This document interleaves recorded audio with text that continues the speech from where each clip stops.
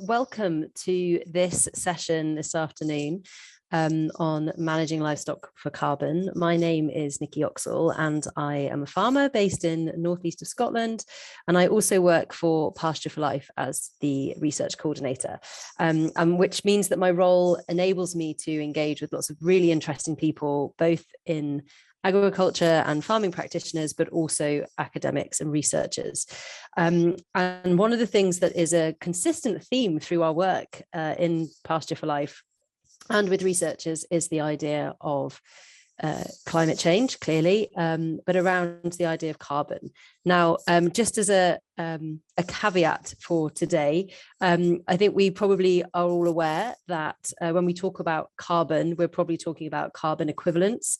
And this is something that we'll discuss a little bit in the session, the differences between methane, carbon dioxide and nitrous oxide and other greenhouse gases. But in terms of the title of the talk, it's very much being used as a proxy for other greenhouse gases and for emissions. The reason that we wanted to have this conversation, and it's very much going to be a conversation today, this is not going to be a series of presentations, it's an opportunity to have a discussion from varying viewpoints, and I will ask our panel to introduce themselves in a moment. But we wanted to have this conversation to further the debate, to enhance this discourse around our on-the-ground management practices. So we've got some great examples from Clare and Johnnie from their own farming experiences. Nicolette, as obviously she'll introduce herself, but is very learned in this subject. And Becky will give us some insights from an auditing point of view, but also giving examples from some of the farms that she's had the pleasure of working with. So at that point, I think it's probably right for us to have introductions from our panel. So Becky, if I can ask you to go first and just introduce yourself so that everybody knows who you are and the work that you're involved in. Thank you ever so much, Nikki. Good afternoon, everyone. I'm really excited to be here participating in this session. So my name's Becky Willson. I'm project manager and technical director at the Farm Carbon Toolkit.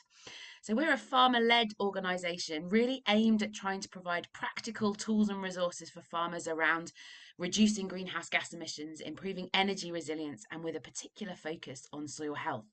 So I had spent a lot of my time out on farm working with farmers around some of these topics that we'll be talking about this afternoon, looking at what are those practical things that they can do to reduce greenhouse gas emissions, how that fits into business resilience, to energy resilience, and how that leads to soil health. Thanks, Becky. Clare, could you go next, please? Hi, Claire from FAI Farms. FAI is a food business consultancy working with large food brands like McDonald's, IKEA, Barry Callebaut, Marks and Spencer, etc. on the ethics and sourcing within their supply chain. But central to our business is our 1,200 acre farm. So we have that we practice what we preach and we try it here first and we feel it the hard way, like everybody else. Regenerative agriculture is my thing, having done a regenerative transition of our organic 1,200 acre farm in Oxfordshire over the last few years. And now that extends into working with clients like Arla and McDonald's on regenerative pilots and transitions within their own supply chains. So everything here today, of course, carbon, soil health and all the things we're talking about are kind of wrapped up in all of that. And I think I'm at times enthused and confused like the rest of everybody else. Yeah, confused and enthused. I like that. That's a good way of describing how I feel quite a lot of the time as well.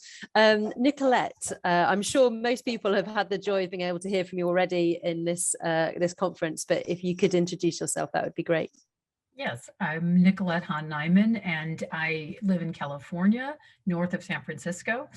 My background, I live on a ranch and have lived there for the last 18 years. And until my two sons were born, I was also working out on the ranch every day. And now I don't do as much of that, but I still help out. And we raise cattle and heritage turkeys on our ranch. We are located on hilly, windy, cool ground that is not suitable for crop production. And so we're kind of a good example of that non-farmable land that is ideal for grazing animals. I was a biology major in college and went on to law school, and then I worked for environmental nonprofit organizations. And the last organization I worked for was Waterkeeper Alliance, and I spent 2 years working specifically on issues related to meat industry pollution. After I left that job, I got very interested in this broader issue and began writing and researching about it, and in addition to working on our own ranch, because I married through that, through the work. I met Bill Niman, who's the founder of the Niman Ranch Network of Farmers and Ranches, which is in the United States about 800 farmers and ranchers that all follow traditional grass-based practices to produce high quality meat. And through that, I sort of married into the profession, and also began writing, and I've written 3 books and a lot of articles about essentially sustainable regenerative livestock production. Thanks, Nicolette. And Johnnie. Hi, everyone. Thanks, Nikki. I'm Johnnie from Balfour Home Farms. We have a Pasture for Life certified beef cattle herd, as well as an arable operation and forestry. And I am also chair of Pasture for Life, and I'm particularly interested in all of this. My background originally was as a geography undergrad who was studying climate change. So I've kind of come around into this from the other side. Interested to see how this discussion develops. Thank you very much to our panelists. And I will just mention, you will have heard, obviously, Johnnie referenced Pasture for Life, and I also work for Pasture for Life. And this session has been brought together by the Pasture for Life team. And just in case any of you aren't aware of the organisation, we are the home of grass-based and grass-fed in the UK, being the only UK certification scheme for 100% pasture-fed meat and dairy, but also offer quite an extensive support system, I guess, for farmers and members of the public and butchers and anybody who's interested in pasture-fed systems, running both a membership and a certification sort of level of engagement. So if you're interested in the work, then please do just Google Pasture for Life, and you'll find the website where you can also find a list of where to buy 100% pasture-fed certified meat and dairy products. So Shall we make a start? I think what would be great to start off with, Becky, if you're happy to, could you just give us an overview of some of the terminology that we might come across in the discussion? So things like GWP 100 or GWP star. What does carbon negative mean, or carbon positive? And what is carbon sequestration? Absolutely, no problem at all. So we there are so many terms that are really bound up in this sort of topic, which make the whole thing a little bit harder to really understand. But if we just start with those ones that you were talking about, so GWP stands for global warming potential. So that's really the way that we describe the ability of these gases to raise the temperature. Okay, so when we're talking about greenhouse gas emissions from agriculture, we're really talking about 3 gases. We're talking about carbon dioxide, we're talking about methane, and we're talking about nitrous oxide. And GWP is the potential of those gases to cause global temperature rise over a different time period. So the traditional way and the traditional time period that we account for them over is 100 years. So you may well have seen GWP 100, which means the potential for those gases to cause global temperature rise over 100 years. And that's always been the traditional way that we have measured these gases in terms of their potency.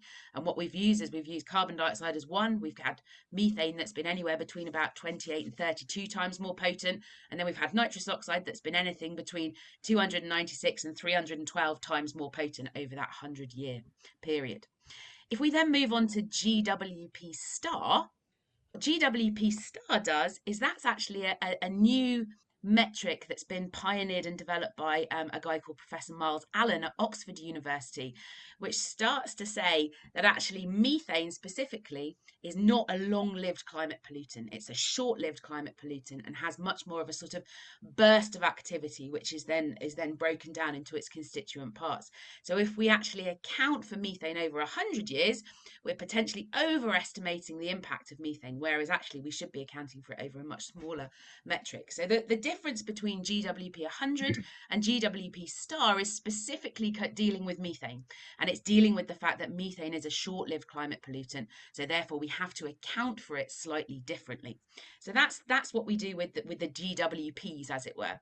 The other thing that's sort of quite well linked to that is CO2e.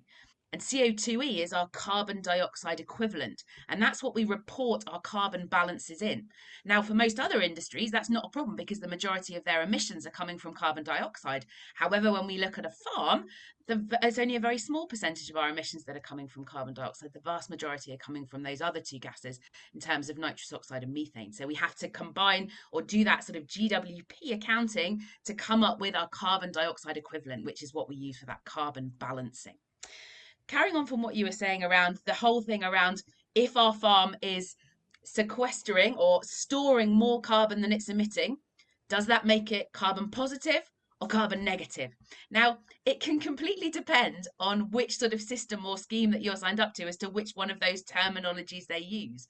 Obviously, what our aspiration is and what we want people to be is we want people to be either at a carbon net zero position where any offsets are balancing out what's happening in terms of emissions. But if you go beyond that and you tip the scales the other way, then under the sort of main way that we describe it, that's then called as carbon negative.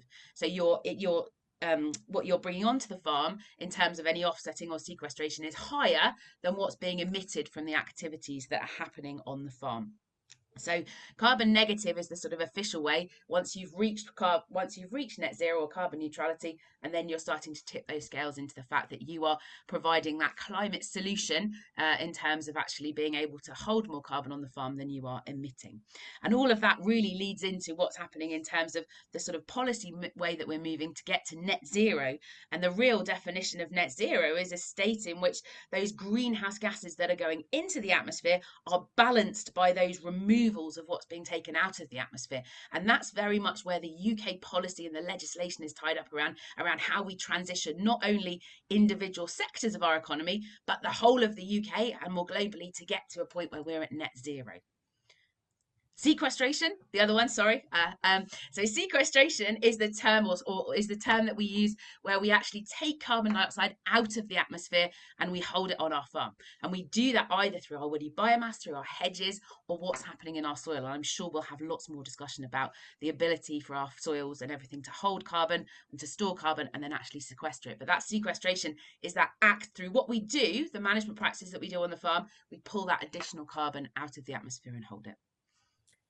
Brilliant, Becky. Thank you. And when this comes out on YouTube, I'm going to clip that bit and I'm going to save it so that when anyone ever asks me a question about what do all these terms mean, I can just send them that really, really clearly explained. Thank you.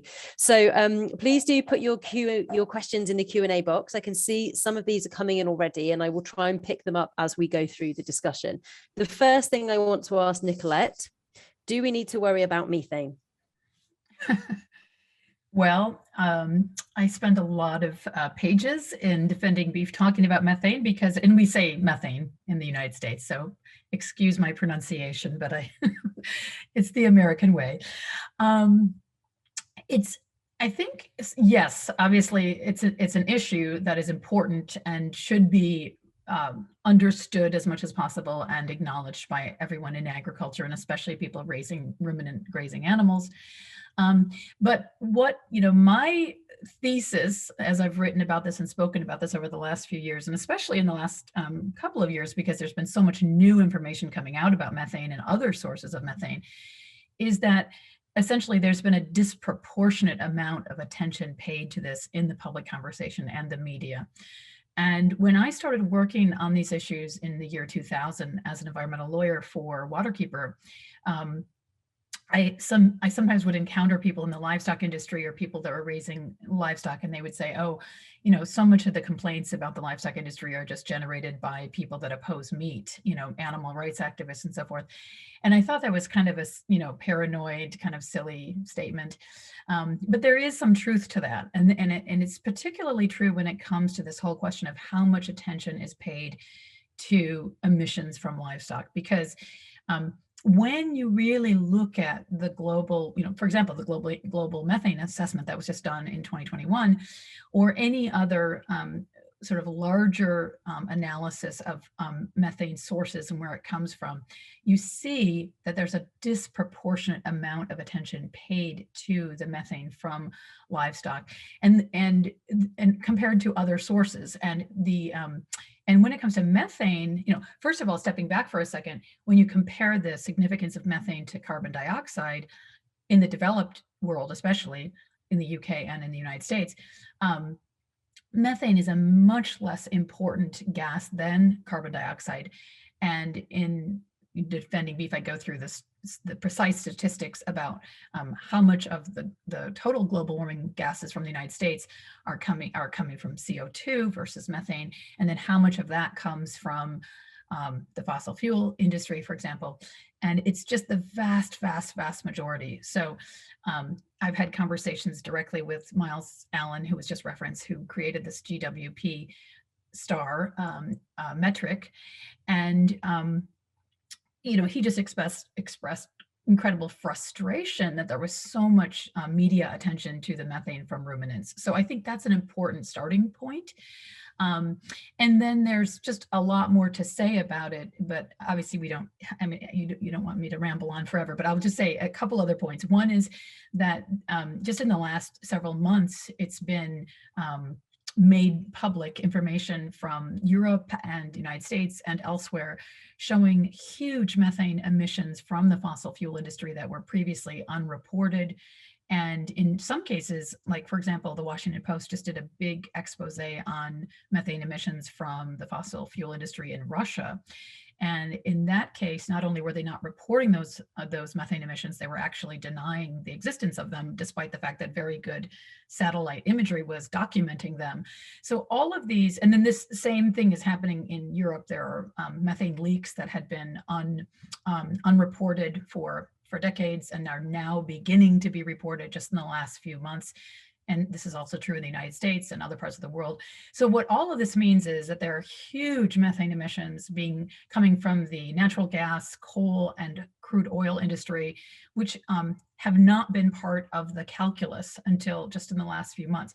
So all of the official figures that have come out in all of the big reports, including the recent global methane assessment, are based on data that is quite fundamentally flawed. And so the portion that is said to be from grazing livestock is just wrong. There's just way too much that's being, in terms of its percentage of the total. So I think that's a really, really important part of the solution. And then just one final quick point about methane is that there is a lot of work being done around the world at agricultural research centers and individual farms, figuring out what to do to reduce methane emissions. And it sounds like Becky's and Clare actually are working directly with farmers on putting some of those things into practice. But there's very good research all around the world in a variety of different methods and very farm-specific approaches that are proving to be extremely effective. And even the organization that created the global methane assessment has touted some of these things as being highly effective and cited the example of Uruguay, where farmers are being taught better practices, and this has been shown to dramatically improve their profitability and their productivity, as well as bring down their methane emissions and other emissions and sequester more carbon. So there's a lot that can be done, and I think, you know, some of the people on this panel are doing that work. They're out in the field doing it every day, and so that's the good news. And I think the key point about methane is just to stress it's not an intractable problem, and we've sort of been told that again and again, like, oh, we just have to get rid of cattle and sheep because of methane, and it's just not true. Thanks, Nicolette. And it's really interesting that you're talking about the kind of wider context of the fossil fuel industry, and I find it personally fascinating that probably every single farmer that I talk to, or every farmer in the UK, will have kind of climate change and methane and carbon somewhere in the back of their head, or maybe right at the front of their mind in relation to their farming practice. Yet the representatives from the fossil fuel industry are still quite kind of, well, it's going to take us a lot of work and it's maybe not something we want to do just now. So the urgency with which these issues are being addressed seems disproportionate in terms of ownership, which is, I think, a fascinating social aspect at the moment. But Clare, I want to come to you. And when we, in sort of regenerative systems and in holistically managed systems, we quite often talk about what are we managing for. So when people say, when I want to start adaptive multi-paddock grazing, how many cows should I put in this particular size paddock? And quite often the response is, well, what are you managing for? And there's a suggestion, I guess, from the title of this talk that some of us might be managing for carbon. So can you talk a bit about if that's the case for you at FAI, and what that might look like? Yeah, it's a really good question. I think we as farmers, we're all now having to manage for a lot more things than we ever thought we were before. We were a beef producer and we just managed for producing beef, and life was easy for a while. And I think that's part of it. What we're often trying to do is trying to get people to focus on not just carbon, because that's what often everybody just wants. It's just carbon, and if you were to just do carbon, you'd probably, depending on which calculator you used, you'd put up a load of big chicken sheds and do something like that, which is not the right answer, and worry about the kind of, for every action there's a reaction, and if we make decisions just based on carbon, so we may end up with some unintended consequences because of the kind of maybe particularly with livestock, with this sort of days to slaughter, for example, being a key driver. Well, if we can ram them full of grain from ghost acres across the world and finish them much more quickly, then technically our carbon footprint looks better. So when and that's often a question that we get asked about is, well, now your cattle must be slower finishing, and therefore your cattle are having a bigger impact. But actually what we're seeing is that when you stand back and manage the whole, and you manage a little bit for everything, so we're trying to manage, we tend to not manage, I guess in our example, we probably don't focus on managing for carbon, we focus on managing for soil, because if we manage the soil properly, it sort of does everything else for us, and it can be hard to decide what to manage for sometimes. So I think that's the way in which we've done it. We identified that I was thinking about this earlier, about what is it that we manage for. So when we first started with this, what we recognized was that our bacteria to fungi ratio was poor, or favored bacterial heavy dominant soils, so not very active soils, not very doing everything very well, releasing nutrients, capturing carbon. So, well, that's what we focused on to start with, was to address that balance, and to address that balance of bacteria in us, bacteria to fungi in the soils, we used adaptive multi-paddock grazing as our main tool. And our hope is, although we're only into year 2 of the project, that this will significantly increase our carbon sequestration as well. And I would say that even though we don't have the test results from that yet, because we're not testing the carbon year on year, but we will do at the end of the project, that what we are seeing though is soil's much more covered. So we've got much less exposed soil. In fact, we've hardly got any. So therefore there has to be less carbon going out. Our roots are getting deeper, so there's more carbon going in, and that's looking good. And the other thing is our I guess is on our emissions, and that we are using our tractors less. I've been trying to work through service records to work out like how many hours, how do we calculate this stuff, like how many hours are we doing less now than we were, but the main driver of that is changing the way what we're managing for. So what we're managing for is a more resilient system, which sounds fluffy, but it means we're not reliant on external inputs coming to the farm, which means straw, concrete, tractors, scraping out, mucking out, all of that. So with the move to outwintering as much as possible has meant that our tractor use has come down. So what are we managing for was your original question, Nikki, and I've gone off on complete tangents there. I think what we're managing for is a better fungal to bacteria ratio in our soil and a more resilient system. So we make decisions that take us in that direction, and we hope that better carbon management is a consequence of all of that.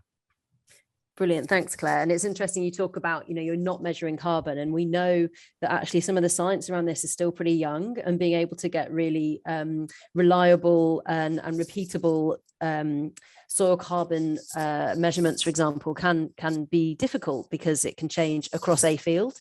It can change at depth. And so actually by using these other proxies for that relate to carbon and to kind of soil health are really interesting ways of managing that. Johnnie, you have a mixed farm, and I'm really interested if you could tell us a little bit about how you've integrated livestock into the mixed farming operation. So rather than having a farm that's got arable over here and livestock over there, how are you integrating that, and what impact is that having in terms of your carbon footprint or for the other things that you're managing for? I think that if I'd been asked the previous question that you asked to Claire, I would have given pretty much the same answer. We don't manage for carbon. We like to keep our management as simple as possible, and we're trying to manage for healthy soils, healthy bank balance, and healthy people. The way that we think about our when reflecting on our management, the way that we think about our carbon footprint is that there are a number of things that have an effect on the amount that we emit, and there are a number of things that have an effect on what we are able to sequester. And we have had a carbon footprint analysis done in the past year, and the quality of that was based on the advice that we could get out of it. And it was because it has all of the emissions in there, when we looked at what we could do to lower the emissions, the decisions didn't quite come out right, because we weren't thinking about all the cycling of the carbon going back into the soil as well.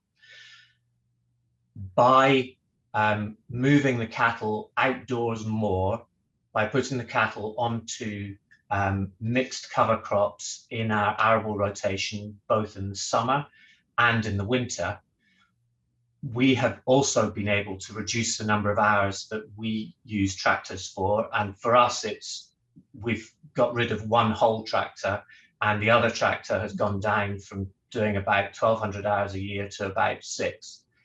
So we're using a lot less diesel in the process of managing the cattle in this way and putting the cattle out onto the arable rotation. By doing that, we've also been able to extend our rest periods on our pasture, which means that we now don't need to use any fertilizer on the pasture, which is a further reduction in our carbon footprint. And it doesn't matter which carbon footprinting tool you use. If you're using less fertilizer, you have less of a footprint.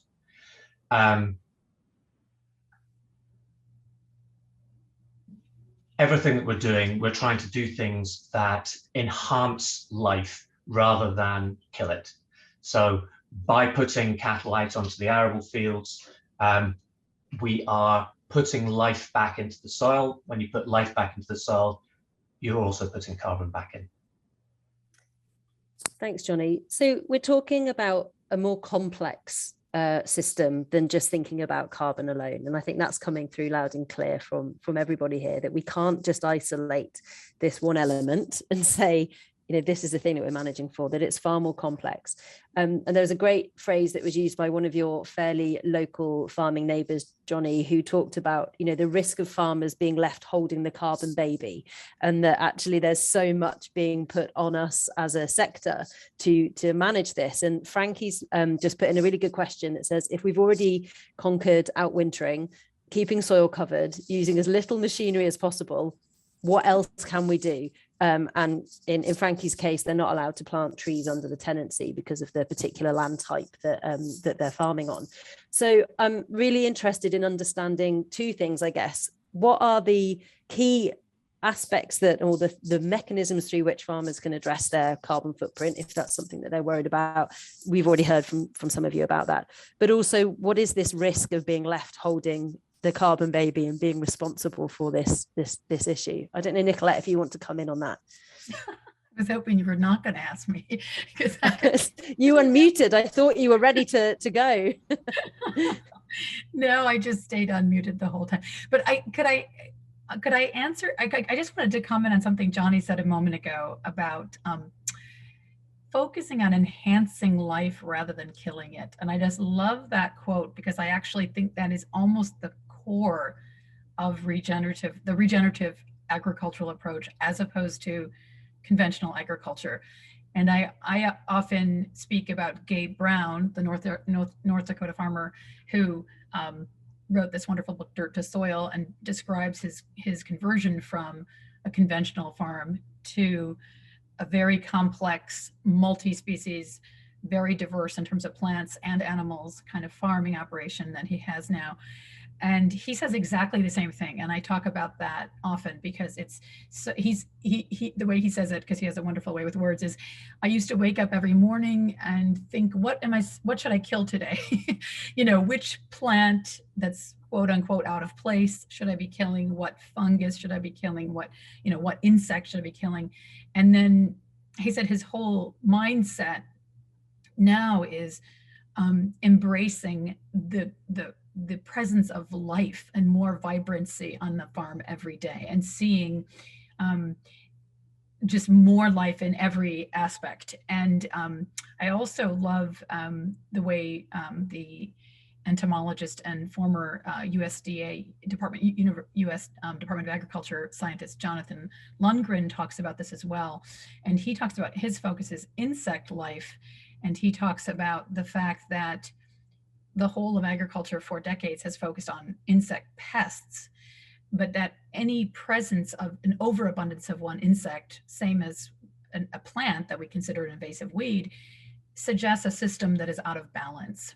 And that when we focus on trying to eliminate a particular plant or a particular animal, that's basically that's a conventional agricultural approach. And a regenerative agricultural approach is just trying to foster the life and allow the balance to be restored, which we have stripped away so much through human impacts on the earth for such a long time.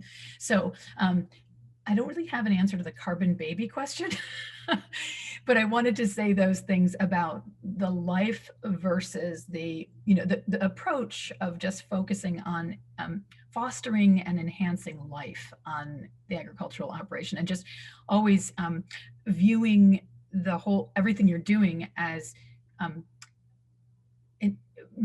ecosystem, and just thinking about all of these living components and wanting them to thrive, all of these different living components, and having that be the approach. So for the people that are already doing all the wonderful things and are wondering, what do I do next?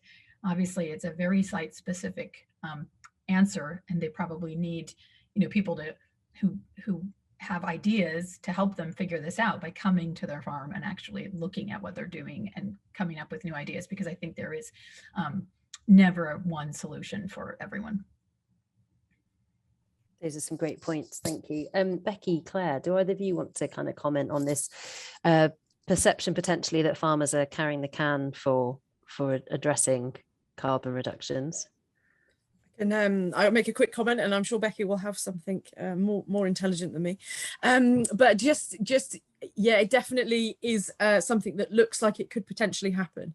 But what's exciting is that I think there is no one thing that anybody higher up in the supply chain can tell us all to do to be better, as much as they might like to do that. But recognizing at the moment that in many UK retail or restaurant chain situations, that their farming supply base is making up between 75 and 90% of the scope 3 emissions. So that there is going to be stuff, we're hearing rumblings already, but it is something that we need to be on top of, and like anything, being on the front foot. To the example given, if all farmers were doing the things suggested, so very low input and everything else, then you know, yeah, I don't know. I don't know what we do after that, but I think like anything, getting ahead of the game, understanding where we are. Your carbon footprinting as a process, it does feel a little bit overwhelming when you first sit down with a spreadsheet and you start looking at it and you have to start measuring your implements and you're thinking, oh my God, this is a lot of hard work.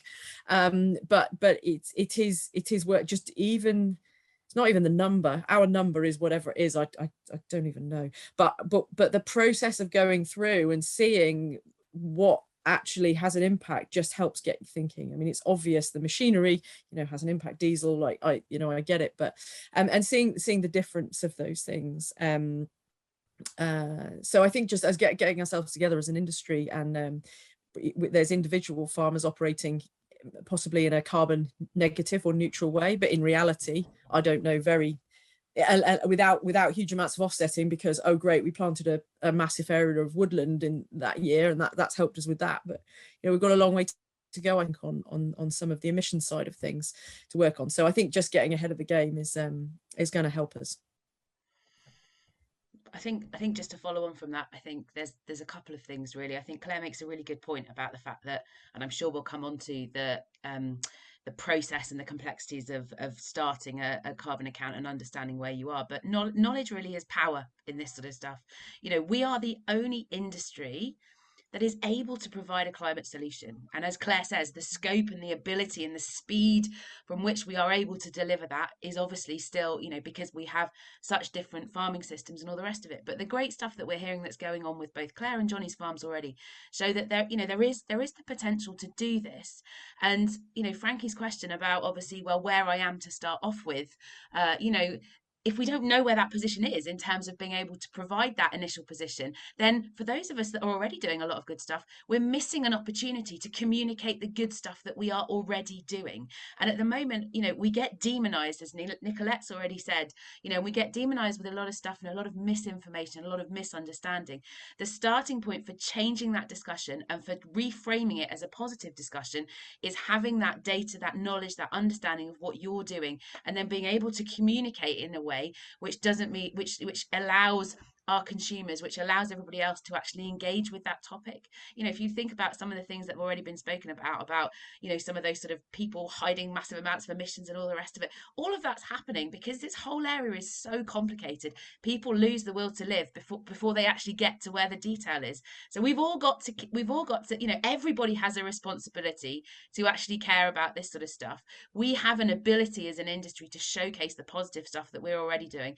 That starts by having some good data. That starts by us all, you know, where we think there's issues like we've been talking about with methane and all the rest of it, actually pushing back and challenging our researchers working on farm to be able to provide data so that we can show the you know, we can demonstrate the positive stuff that we're actually doing, and then start to really inform where we need more data, we need more research, we need more evidence to be able to continue to address this conversation. I think there's a really great point. And I want to come on to my favorite topic in the world, which is silver pasture. But before we do that, I think it would be really helpful just to understand very briefly, Becky, the idea of the kind of mechanisms through which a carbon footprint for a farm is created. So can you just very quickly talk us through that process? Absolutely. So very, very simply, all a carbon footprint does is it identifies the total amount of emissions that are happening on the farm. So obviously those are emissions not just from carbon dioxide, but also from methane and nitrous oxide. And that's everything that's your emissions from the farm. It should then also understand how much carbon is being stored or sequestered on the farm. So through things like any trees, hedgerows, carbon that's held in the soil. And then it's a very simple subtraction sum in terms of emissions, take away sequestration, which gives you your carbon balance. Okay, so that's the real simple process. The level of complexity, whether we're looking at a whole farm carbon footprint, whether we're looking at a supply chain carbon footprint. So like Claire was talking about, some of the organizations that she works with and some of the driver that's come from carbon footprinting in the past has very much been driven by supply chain carbon footprinting. And what they're interested in is the carbon footprint per kilo of beef or per kilo of lamb, per litre of milk. Okay, they're actually only interested in what's going along that supply chain. They're not interested in some of the other stuff that might be happening on your farm. The other way to do it is to look at everything that's happening on a farm, so you can able to take into account everything and then start to subdivide it out. And that's one of the big issues that we've had in the past, and we continue to have a little bit in terms of these two different approaches for carbon footprinting, whether you're just looking at a supply chain also, or whether you're looking at a farm level. The other interesting thing, again, a bit like Claire was saying when she was giving her chicken example earlier, is actually what's included within your carbon footprint and what is outside of scope. So, you know, it sort of disappears off into the ether and is somebody else's problem. So one of the key things that we have is really this need to have a level of consistency. So actually when we get this, you know, ability to benchmark and the ability to compare different farming systems or different production systems, we're all working with the same data. But just because there is this complexity around it, as I've already said, it doesn't mean that you don't need to start somewhere. And so at the moment, the best thing to do is to choose a carbon calculator that works for you, that is able to, you know, show what's happening on your farm, and then continue to use that year on year. And then the differences that you'll find will be able to show you whether you're moving in the right direction. And as Claire says, don't focus on that initial number. Focus on where those hotspots are, where are those majority of the emissions coming from, what's happening in terms of sequestration, because that starts to influence and provide you information and evidence about the practical things that you can do to change that. Sorry, go on, Nicolette. I just have a question, maybe for Claire and Becky, I'm not sure. A couple of years ago, I saw a presentation by Dr. Michael Lee, professor of sustainable agriculture. I'm sure you're all familiar with his work. And I was really intrigued, and I've written about, and I spoke yesterday about his advocacy that we should be looking at nutritional quality when we talk about comparing different foods rather than kilograms. And I just, you know, for greenhouse gas emissions and how, you know, how much weight we give them. And so in listening to Becky just now talking about the accounting and how it's done, I wondered, I mean, I think what he's saying is so obviously logical and correct. So I'm wondering, is there any adoption among, you know, any of the entities that are doing this kind of evaluation of the system that he is urging? Is that actually happening in the real world? And if not, is that being considered, or is there any movement toward that? Because I just think it's such a logical and sensible idea. Absolutely. I mean, I think you know, the great stuff with Michael Lee's work was coming back in terms of that sort of defense from the poor and Nematech work, looking at actually if you use his alternative metric in terms of carbon footprint per percentage of those recommended daily intake of those key nutrients, then actually you can completely flip that graph upside down. As far as I know, it's not actually being trialed. Claire may have options. It has been in France, but the work is being undertaken just now, and there's nothing that's been reportable yet, just in terms of collecting data. But in France, each kind of area on a smaller than county basis is able to do that. You know, their data collection in their kind of agriculture departments in each of those areas is able to do a quite extensive data collection analysis. So that work is happening in France, but it hasn't been undertaken in the UK. But there was a similar piece of work that was off the back of that also looked at emissions as an arable land use alternative. So, you know, because there's an assumption, if you just look at the amount of land in a country, that you can treat it all in the same way. And as Nicolette mentioned earlier, you know, that where you are in California, you couldn't necessarily grow cereal crop. And so this idea that actually as an opposite, considering emissions in relation to the equivalent arable land use that you could get from that area is another way of turning these complex issues on their head and just thinking about them in a different way. But sorry, Claire, I didn't know if you wanted to jump in there. Yeah, and I just agree that, yeah, as far as I'm aware, it's not going forward, but definitely the conversations are starting to come around nutrient density, basically, and are in lots of ways in our nutritional health, as in we don't have a global food shortage, we have a nutrition shortage. We have enough calories, we don't have enough nutrition in the right places, and those conversations are definitely starting to happen. And the only thing I was going to add is, just as a practical example, on our farm we see this. So we do all of our, we don't do them now, but we did all our calculations before on, no, that's not, we do, but you know, what kilograms of dry matter do we need? I shouldn't say we do still use these calculations, but what do we need? So when we're designing our outwintering system, for example, we're estimating our pasture, what we've got, we're calculating how much we're going to need to feed in hay, and we do those calculations. And what we notice is that when we use the hay from the triple SI meadows that we're lucky enough to manage, where they are species rich, and we've got you know, the high end of a lot of species, incredible species diversity, that the cows are eating less in volume because they're getting what they need from our conclusion. This isn't scientific, but our conclusion is they're getting what they need, and they're gaining condition even with calves that for outwinter or winter. So we're seeing you know, that kind of, again, for me, it's always the example I always use is that, like, sustainable intensification, more from less. Well, we get more from less, but with a completely flipped on its head way of going about it. So yeah, the nutrient density bit is something I'd love to see come further up the agenda in many different ways. Yes.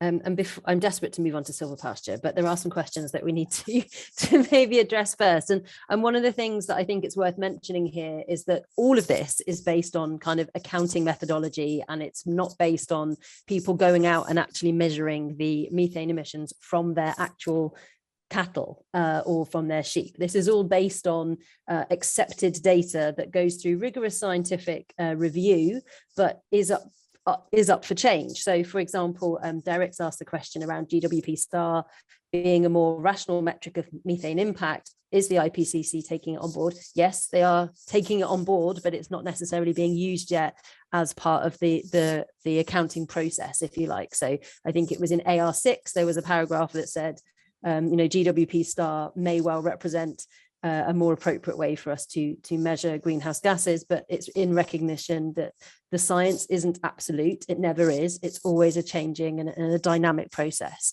There's a couple of other questions. So Becky, you might be able to answer these. Another one from Derek about are methanotropes on pasture being taken into account in footprinting exercises or audits?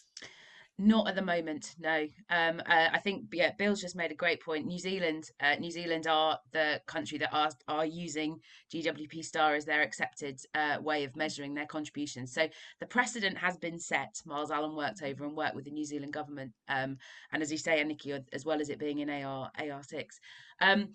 No, methanol, you know, there is a lot, and I think it goes from what you were just saying, Nikki. There's a lot that we don't know yet, and there's a lot that we need the data to back it up. And I think that's where we need that clear communication going both ways and saying, actually, you know, we know that there are these things that are happening.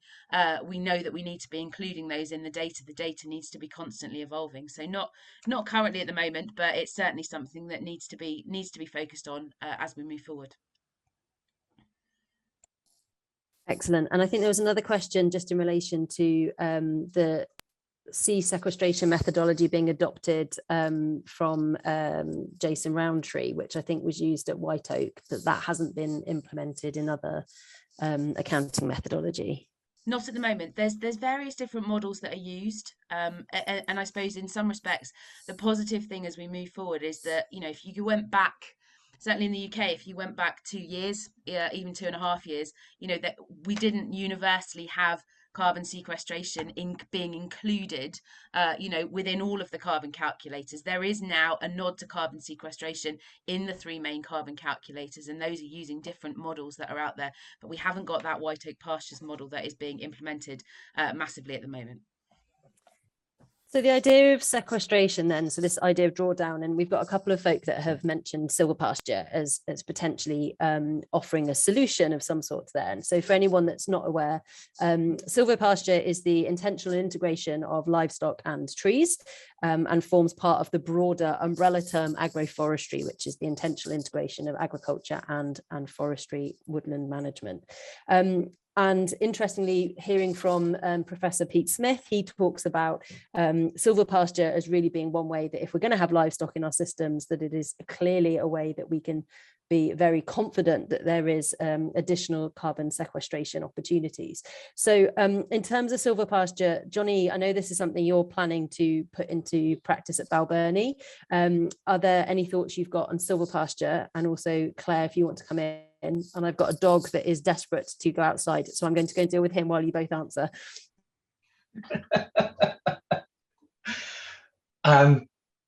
Yes, we do have plans to put silver pasture in. Can I say it's really weird speaking to a blank screen, but we do have plans to put silver pasture in, but I think we could overstate the benefits of anything because it's only going to be as good as management. Nicolette, if you'll excuse me for using your term, it's not the cow, it's the how. And that applies not just to the livestock management, but also to the crop management, the forestry management, whatever it is that we're managing. It's how we're doing it, not what it is. So silver pasture is fabulous when it's done well, in the same way that arable crops are great when they're done well, and forestry is great when it's done well. The benefits that I think we might see from putting silver pasture in will be in increasing diversity of plants, diversity of fungi, bacteria, everything that's going on underneath the ground, diversity of crops, increasing the amount of edge effect that we have between our crops. All of these things can enhance life. And if they can enhance life, we can be doing the right thing by carbon. If I can go back to Nikki's original question about farmers being left holding the carbon baby, I think we could overstate how much of an effect we could have. And all this talk about us as farmers being able to sequester lots, we could, but we're going to have to change our management massively in order to do that.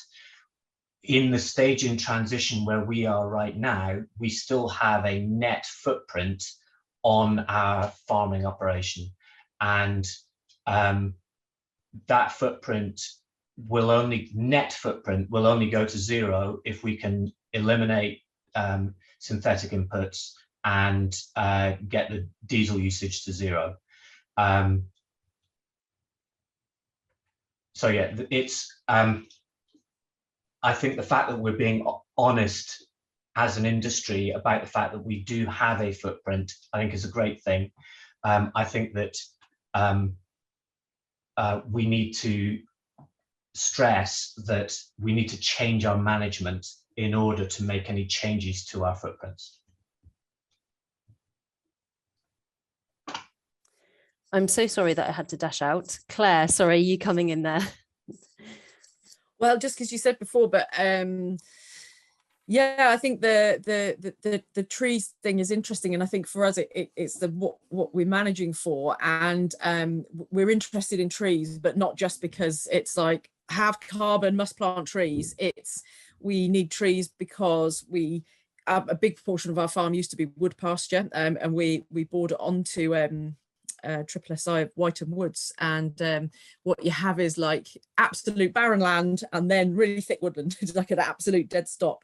And so recognizing want to create more habitat, and that will, with more insects comes more birds, comes more soil life, comes everything, comes more nutrients being released in the soil, meaning the animals are healthier. And so for us, trees, actually our biggest driver for trees on the farm at the moment is shade and shelter. So we have that classic pastoral English look when you look at an aerial map of our farm. We've got hedges around the fields, and then nothing in the middle, the occasional old oak that's survived. And when you start mob grazing, you really quickly realize that, oh, right, we're putting animals in cells now in the middle of fields with nothing, just totally barren, summer or winter. And then you then realize that your grazing is compromised because you're having to create cells where the animals have got shade and shelter. So that's something that is of real interest to us. And also just that diversity thing. How can we bring more in? And we'll plant some part of countryside stewardship, we'll plant some parkland type trees, it's recreation of wood pasture, creation of some scrubby areas. I used to hate scrubby areas, they're messy. Why would you want bramble, but now we really appreciate the importance of browse on the health of animals as well. They're not just grazers, they don't just eat ryegrass, they actually have a complex digestive system. And that, so the trees are part of that. They're graze, browse, shade, shelter, they're adding to keeping soil temperatures down, they're providing diversity, mycorrhizal fungi, like the whole picture. And then, oh, fantastic, hopefully that also helps sequester more carbon as part of a more diverse system. So we're huge, we've done a lot on silvopoultry over the years. So we've had trees in our laying hen ranges for a long time, and we did some original DEFRA funded research called Poultry and Natural Environments 20 years ago, which kind of proved the benefit of trees on chickens, and I don't think anyone would deny it that had worked with them, but of course everyone needs the science before they'll do it. So we did the science. So particularly I think the silvopastoral systems, or anything agriculture system is definitely something that you know we should all be looking at for all of the reasons.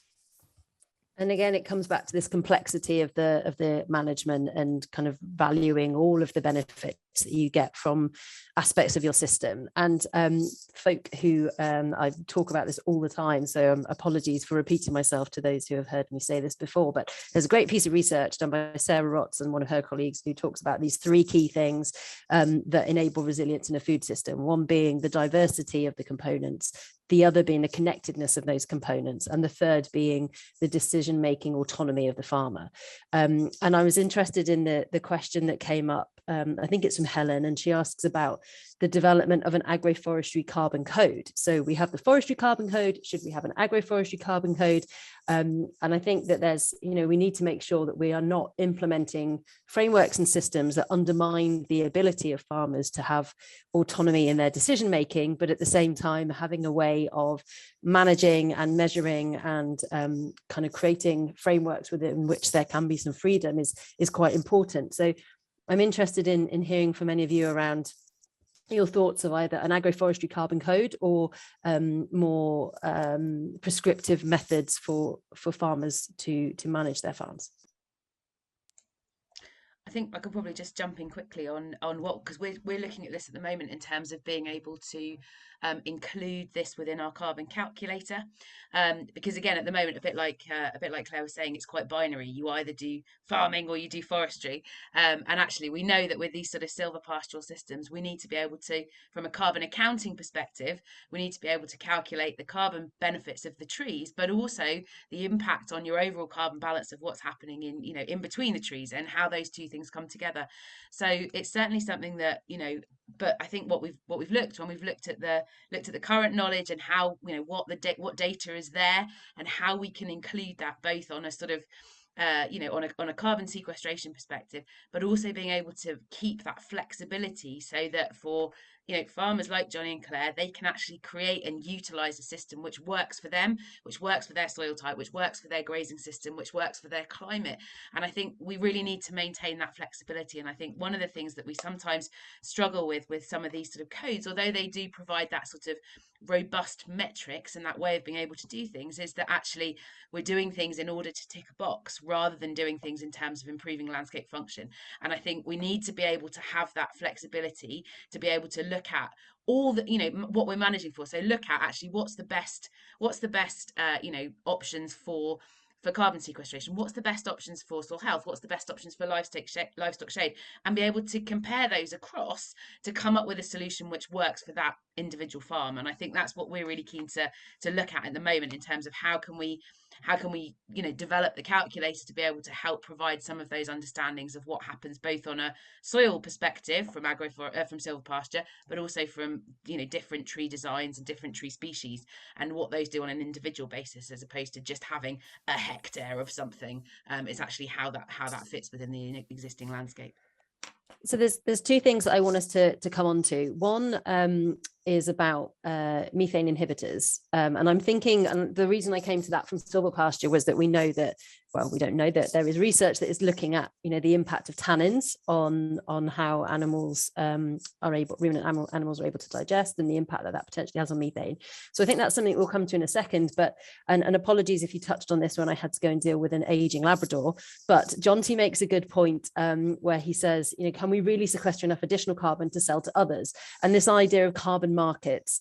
And you know, one might argue that one of the reasons we're in this massive mess at the moment is because of you know, the unending desire for growth and the way that we engage with capitalist markets. However, we'll put that politics to one side perhaps, but I am really interested in understanding, particularly from you, Nicolette, because I think this is possibly more advanced in the US than we're seeing in the UK at the moment, and just your thoughts on carbon sales, carbon credits, particularly to the likes of BP, Microsoft, Google, etc.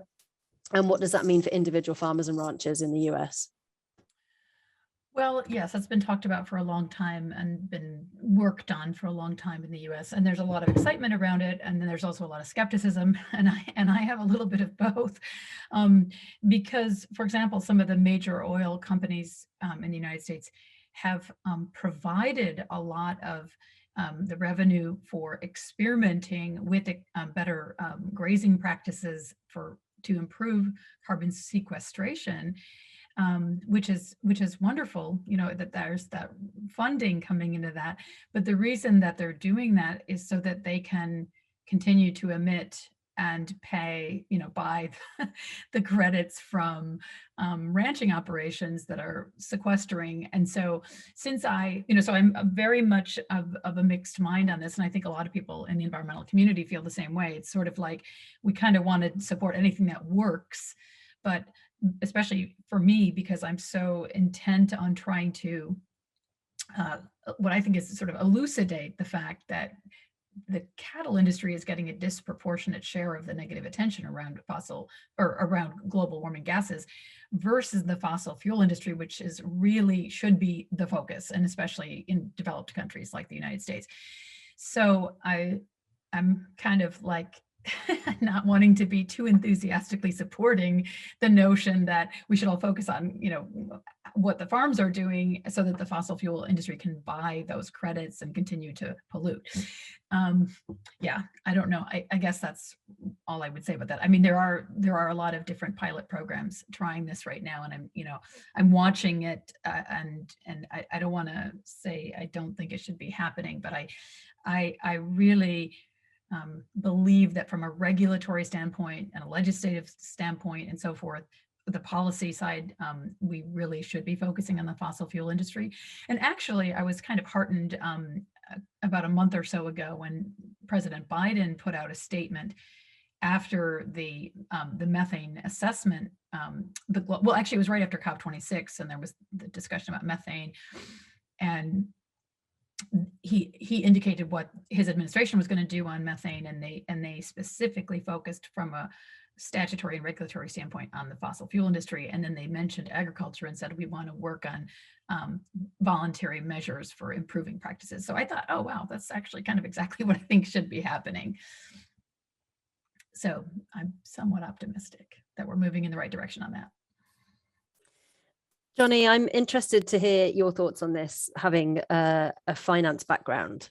Do you have any particular sort of concerns or hopes for the trading of carbon credits? I'm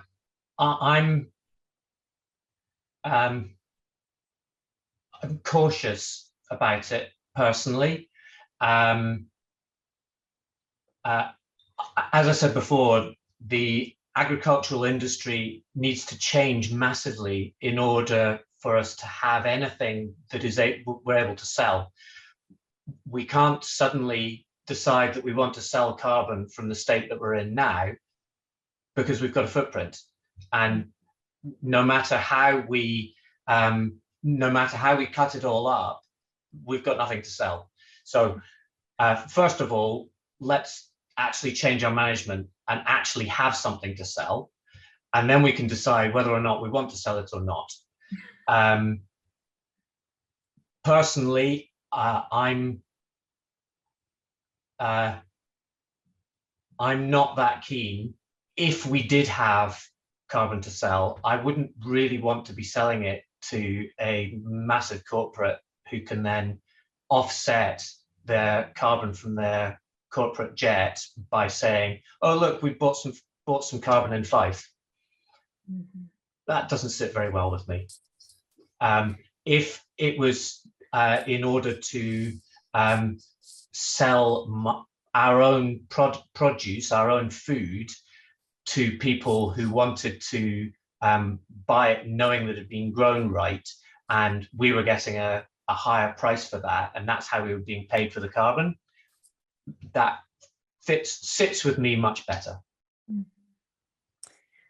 Yeah, absolutely. And again, I think it all comes back to what I mentioned earlier and what we talked about, the challenges around actually measuring these things, because, you know, the science is evolving and we're having to make use of metrics. And that brings me to George's question around, is there actually a reliable way to measure methane emissions from grazing cattle, bearing in mind the comment about tanners reducing methane emission? And there are ways of strapping various bits of kit onto cows, or putting them in cells where you can then measure the emissions. But all of those things, and there's some great work actually being done at Chagesc, which is in Ireland, who are have found, interestingly, that the calculations, so the assumptions that are made about methane emissions from cattle, aren't necessarily what they're finding when they go out and measure those on a daily basis throughout the year. So they're finding in dairy cows that there are fluctuations throughout the year, there are fluctuations throughout the lactation, and there are multiple different ways that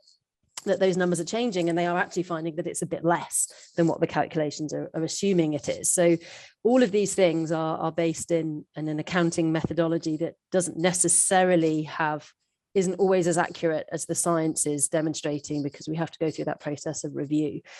So I guess the answer is that yes, there are ways of measuring methane emissions. And that kind of brings me to this idea of methane inhibitors. So Johnnie and I are both based in Scotland, where we are going through a process of agriculture reform. And one of the key points of discussion in this reform is, because of the importance of the beef sector in Scotland, is methane emissions. And should we all be forced, or should we be considering, is there something we need to take into account by using methane inhibitors as supplements for our animals? And for farmers like me who don't supplement our animals at all, that sounds horrendous. And I'm just interested in thoughts from all of you on the panel around the idea of methane inhibitors for cattle and sheep.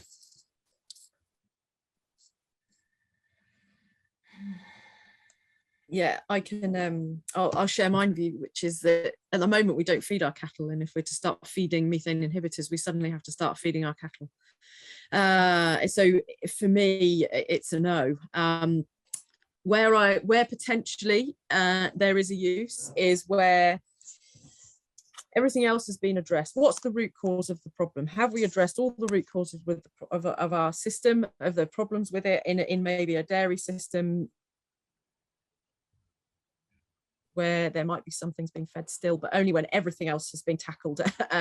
And also, what is when you start messing around with the gut biology and everything in that way, like what are we doing? We just don't know. What will be the unintended consequences? And all the money and carbon and energy we'll waste in the meantime. So I'm afraid methane inhibitor manufacturers don't like me. But yeah, for me at the moment, it's no. There's so much else we could be putting our energy into than that.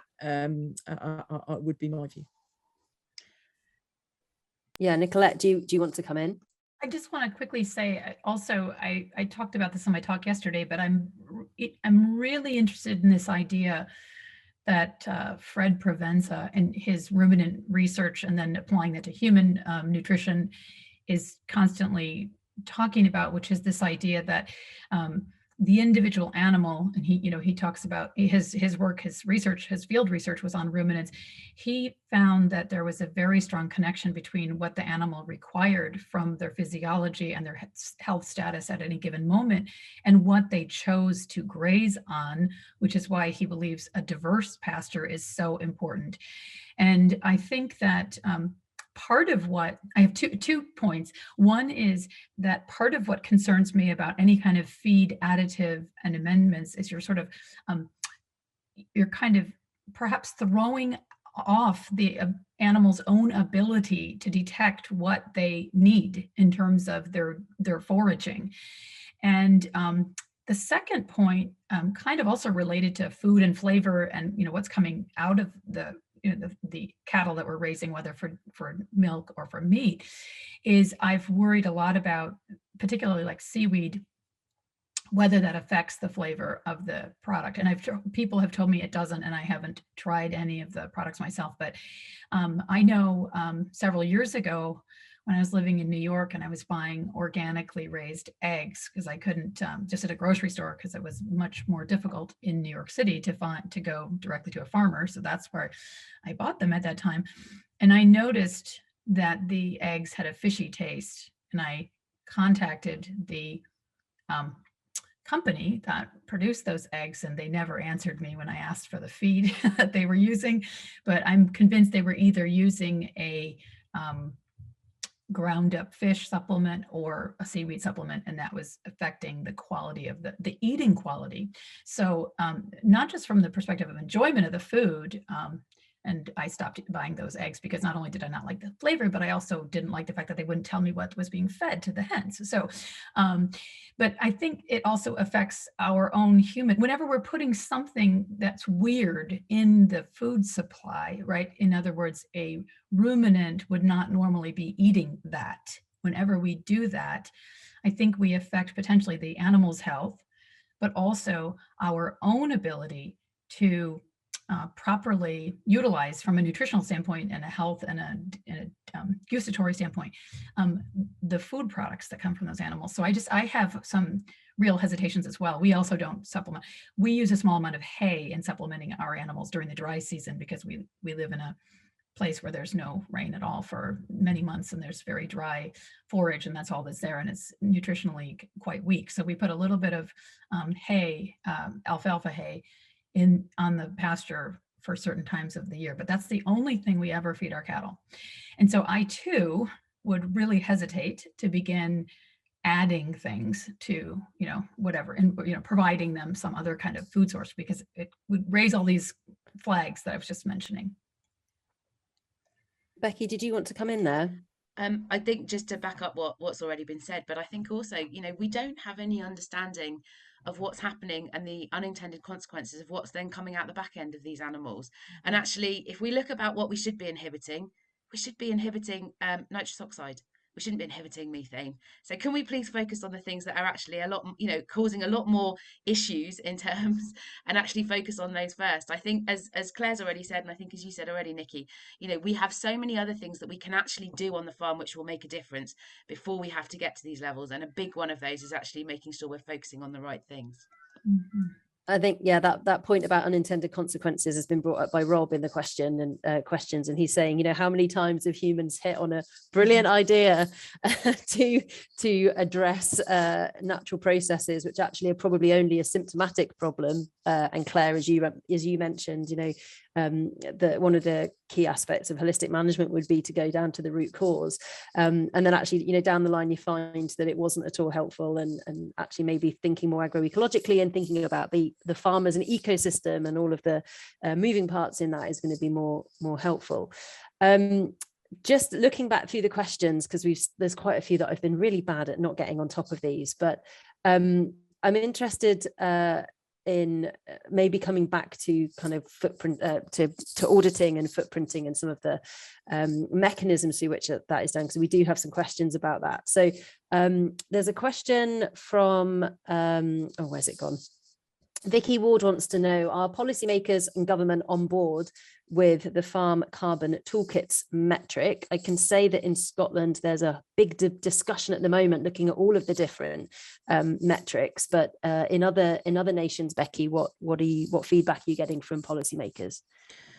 So I think it's a really good point. So we know that there are sort of three available calculators that are used and are recommended for use. There's ours, there's AgriCalc, and then there's Cool Farm Tool.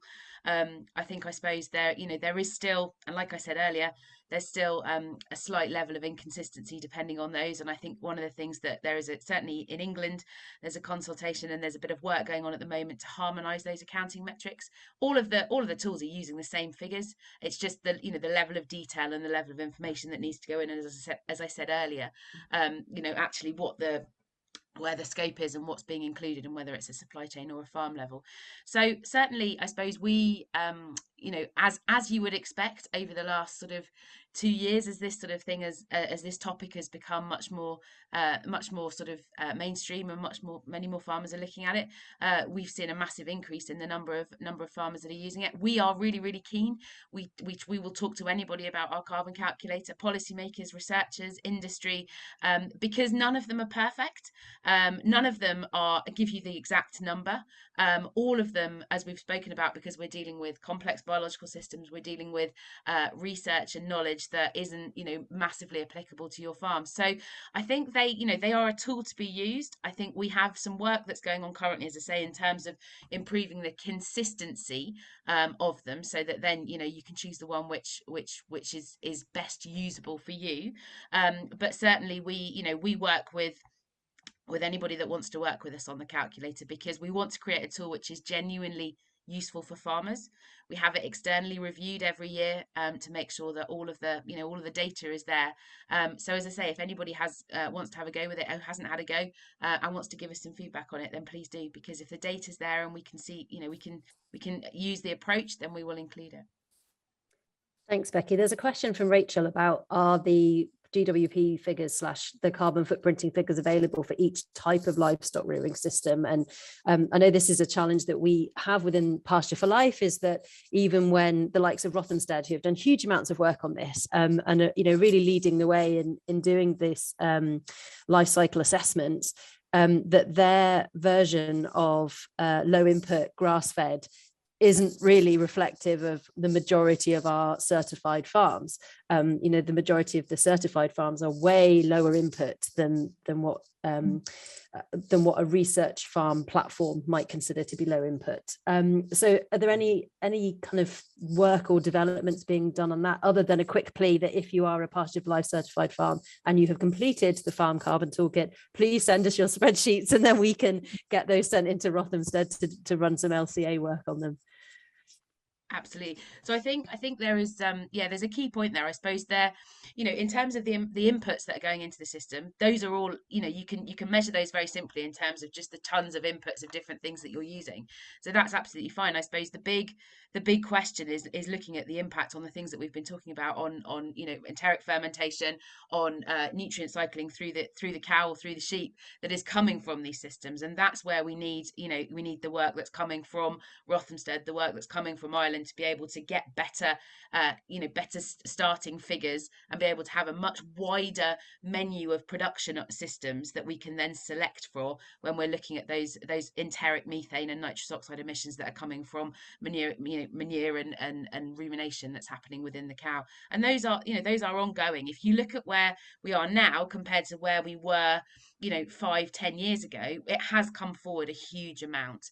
But we need to continue to push, and we need to continue to highlight where those holes are in the data and where we need better information, because that's what will hopefully stimulate more research to really come into this area. We have a question that relates to the Grazed and Confused report, which was published, authored by Tara Garnett, and that talks about the scope for meaningful carbon sequestration by grassland being limited to the short-term improvement of heavily degraded soil. So I think what the question is asking, you know, what are the panel's views on this idea that actually the sequestration potential of grassland is fairly minimal. However, there is a suggestion that if you're converting an arable field to grassland, you're going to have kind of high gains in the first 100 years. Any particular thought? Johnnie, do you want to come in on that? Yeah, I don't buy that personally. I think that one of the issues with it is the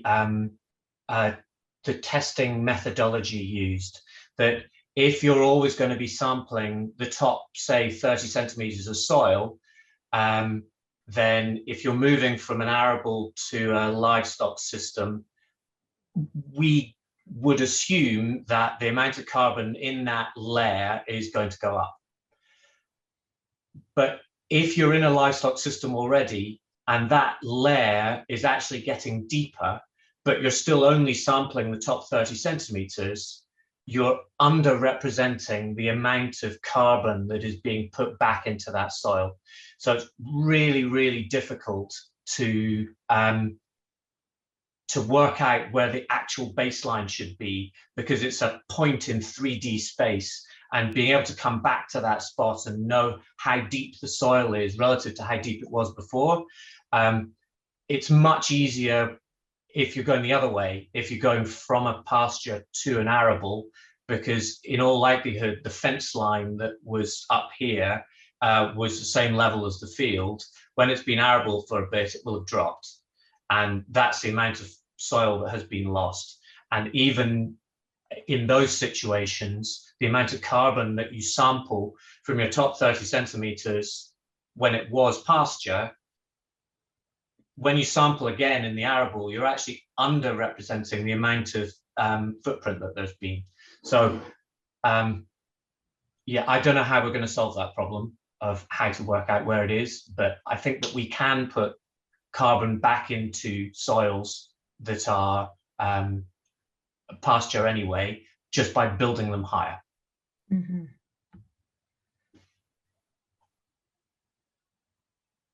Sorry, Nicolette, did you want to add to that? Yeah, I just wanted to say I wanted to make a similar point. Dr. David Montgomery, who's a professor of Earth and Space Sciences and has written several books about soil and global soil health and so forth.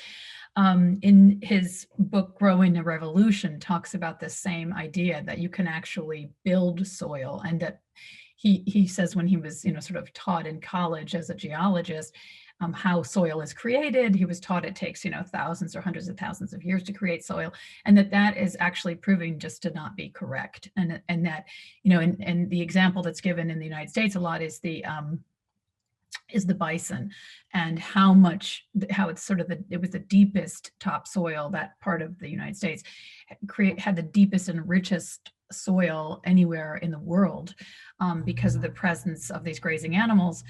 And David Johnson, who's also a sustainability professor in the United States, says that there's no limit on how much soil can be created through the presence of grazing animals on pasture. So I think there are a lot of things wrong with the Grazed and Confused report, and that's just one of the things that's wrong with it. But I think, I just don't think, it's very clear that report was designed to, try to diminish the argument in favor of grazing animals, and it was designed to, quote unquote, debunk the regenerative agricultural argument that includes grazing animals.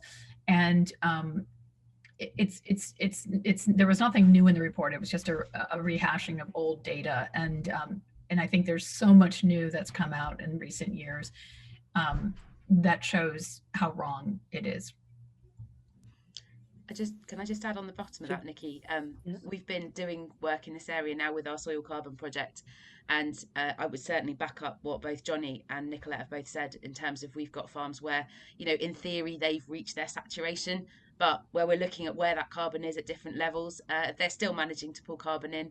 And it's really important that we look not just at where we're sampling, where we're taking those samples, but as Johnnie also says, we're looking at where we're building new soil. And one of the projects that we are piloting down in Cornwall at the moment with Farm Net Zero on our demonstration farms, that's one of the things that we're going to measure is actually whether we're starting to build new soil through looking at depth, and a bit like, so all this sort of stuff is really important. But I think, quite often what happens is we get lost in this idea, well, grassland can't do anything, so actually we've got to do something new. It's actually about how we manage that grassland. It's about how we start to create a system which is, as we've said already throughout this whole system, actually starting to, sustain new life and cycle that carbon. We don't want to just hide that carbon away forever. We want that carbon to be cycling so that actually we've got good soil function off the top of it. And if we can extend the soil profile through which we've got that cycling carbon, everything good will come off that in terms of improved resilience, improved production, and improved long-term sustainability. I think that's such a good point, Becky. As Michael Factor said in his session yesterday, carbon is the source of life. And if we continue to think of it as something to get rid of, then we are going to be going down a very dangerous route. We have got 6 minutes left. We are flying through. I do not know where this time has gone. I'm going to have two final questions. So in a second, we're going to finish with, I want each of you to tell me very succinctly a resource that you think would be useful for people to go away and maybe read or watch or engage with after this session, and maybe an action that that people could take if they're on farm in terms of thinking around these themes. But before we come to that, Becky, Bill Knight has asked about soil testing. If you can give a 1-minute answer, the amount and location of tests across a farm for soil testing. Absolutely. We've just literally created a new resource, which is available on our website, which is called Monitoring Soil Carbon, a practical field guide for testing for soil carbon, which is, as I say, freely available. I've also got copies, so drop me a line if you want me to send you one. And it goes into all that detail. Consistency is really important. So making sure that you're consistent, both in terms of location, depth, time of year, lab, all those things are really, really important. It doesn't have to be horrendously expensive. You know, you can do something simply. And like Claire was saying, there's also a load of proxy tests that you can do, which will help see how your soil is functioning. Your best friend is a spade. Go out and start getting more intimately acquainted with your soil and understand how it's performing. But we've got loads and loads of research, loads of information in our new guide, which is available on the website. God, that was beautifully lined up. Right, you can have another resource on top of that one, but I'm going to come to Johnnie first. So in 1 minute, an action and a resource, please, Johnnie. You're on mute. Sorry, that's a bit late. Unfortunately, I listened to Nicolette's book on Audible, so I don't have that to show anyone. What I'm going to say is get into holistic management. Alan Savory, you can learn an awful lot from them. And what to do in terms of cattle or sheep indeed, and pasture would be increase rest periods and allow more of the grass to grow. Nice, love that. Claire, your resource and your action. On top of everything else, the only thing I can say is dig a hole, smell the soil, and download the Soil Mentor app, and just choose one, or email them and say, I don't know what to do, I'll just do one of them, what do you recommend? I would highly recommend an infiltration rate, or just looking down at the soil and seeing how much bare soil you've got, because if you can see soil from standing above, you need to do something differently. And I would totally advocate the what Johnnie just said as well about the longer rest periods. The other thing is just try something different. Doesn't have to be some big transformative, I've measured everything, I've baselined it all, and now I'm going to use all that data to make a new decision.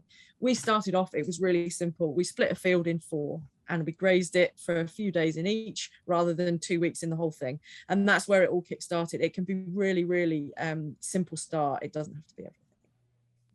And just to pick up when you mentioned Soil Mentor, Pasture for Life, we've got some exciting collaboration news coming later this year, well, probably quite soon this year, about you know, the opportunities for PFL members to engage with Soil Mentor and work as a collective, and being able to benchmark and explore with neighbours as well. So that's some exciting work coming up. So don't download it if you're a PFL member until we release that news.